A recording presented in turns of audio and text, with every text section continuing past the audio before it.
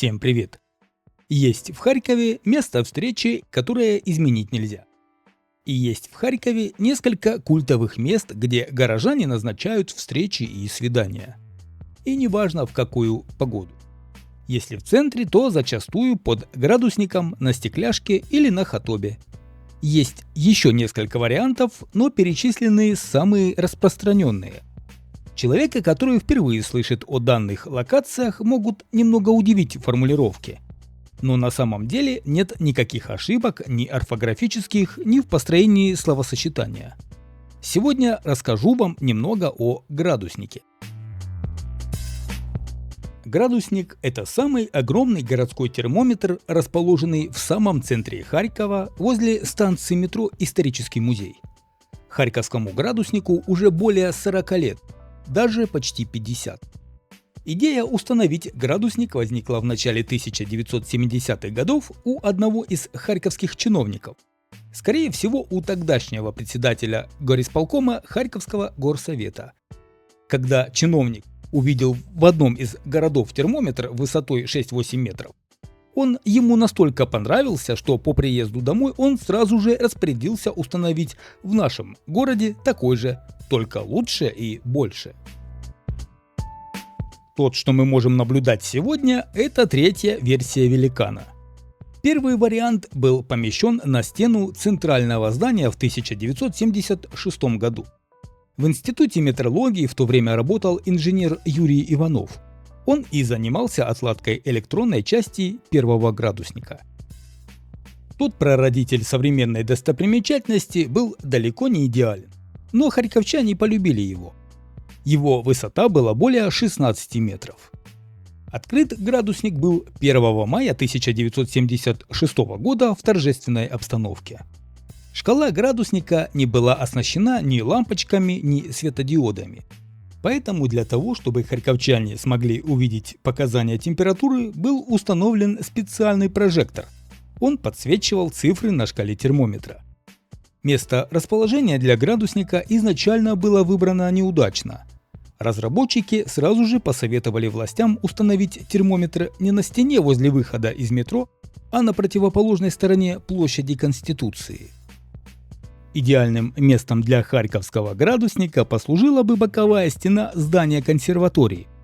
Но городские власти решили поступить по-своему. Чиновники посчитали, что эта стена подойдет лучше всего, так как делегации из разных городов и других стран, проезжая по улице Сумской со стороны вокзала, будут видеть градусник во всей его красе. Функционировал этот термометр аж до 1990-х годов. Около 15 лет. Ровно столько прослужила электронная начинка термометра, вспоминает Юрий Иванов.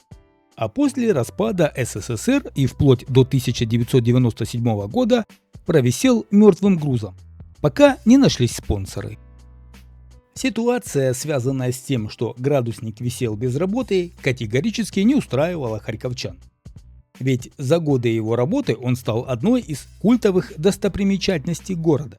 Именно с момента, когда нашелся спонсор, который помог восстановить градусник, начинается история того градусника, который мы знаем сейчас. Старый термометр демонтировали, а вместо него изготовили новый.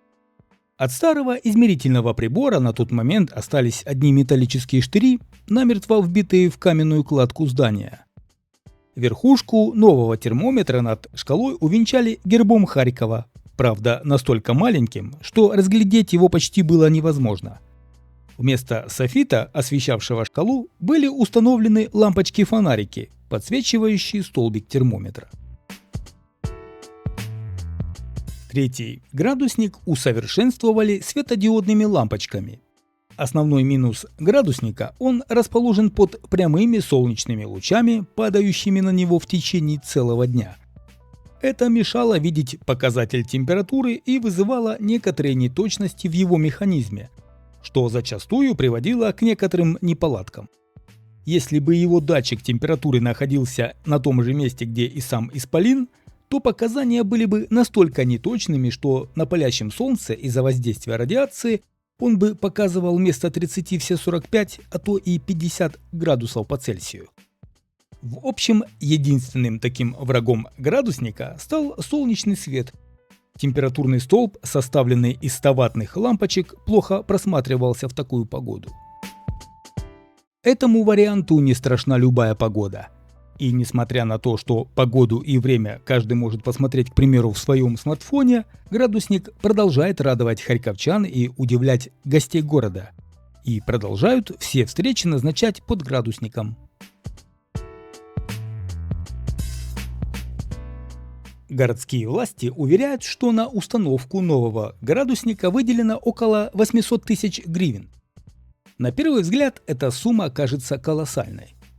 Но по словам Юрия Иванова, в 1997-1998 годах подобная операция обошлась приблизительно в 350 тысяч гривен. Ведь для того, чтобы собрать и установить такой исполин, потребуется колоссальное количество труда и времени. Из интересных фактов, связанных с этим градусником. Его высота 16 метров. Во время изготовления такого термометра необходимо сделать около 10 тысяч отверстий и 20-30 тысяч паек. Изготовлением и сборкой первого градусника занимались 5 человек. После демонтажа первый измеритель передали Харьковскому институту метрологии, в котором он и был изготовлен. А там ему уже нашли применение. Некоторые части были сняты и сданы на металлолом, иные оставили про запас. Датчик температуры находится не на самом градуснике, а немного левее. Он установлен на здании Харьковского автотранспортного техникума, напротив пузатой хаты. Это обусловлено отсутствием палящих солнечных лучей и наличием ветра, необходимого для точности измерений. В конструкцию гигантского термометра несколько раз попадала молния. От этого пострадали проводка, электронная начинка и лампочки внутри него. А еще была ситуация в 2011 году, когда после установки обновленного термометра, который, кстати, устанавливали 3 месяца, его снова решили снять со стены дома по указанию мэрии. Для того, чтобы покрасить стену дома. До демонтажа градусник провисел всего лишь месяц. А в этом 2024 году из-за аномальной жары градусник вышел из строя.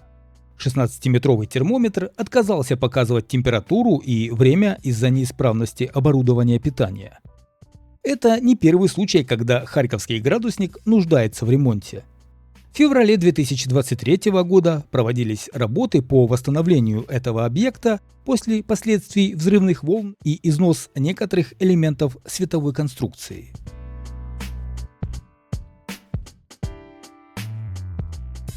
В общем, харьковский градусник стал не только функциональным объектом, но и важной достопримечательностью Харькова. Именно здесь очень часто назначают встречи и свидания харьковчане.